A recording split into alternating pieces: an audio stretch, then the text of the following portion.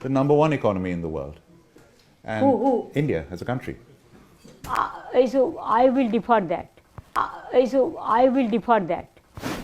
ভারত পঞ্চম অর্থনীতির দেশ হতে চলেছে। বিলেতে বসে সেখানকার মানুষ বলছেন যে ব্রিটেনকে ছাপিয়ে গেছে ভারত। এতে তো গর্ব অনুভব করার কথা। আপনি কি বললেন? এটা ঠিক নয়। আপনি দ্বিমত পোষণ করলেন ওখানে এবং বললেন করোনার পর সবাই ট্রাবলের মধ্যে দিয়ে যাচ্ছে, সব দাবি ঠিক নয়। যেহেতু কেন্দ্রের সরকারটা বিজেপির, প্রধানমন্ত্রী নরেন্দ্র মোদী তাই এটা করলেন। একবার মনে করতে পারতেন ভারতের প্রাক্তন প্রধানমন্ত্রী অটল বিহারী বাজপেয়ীর কথা।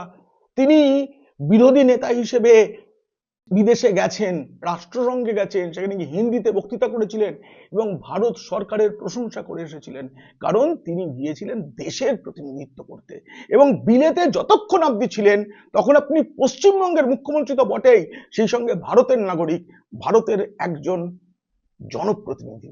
এটা কি করা যায়? আপনারাও বলুন।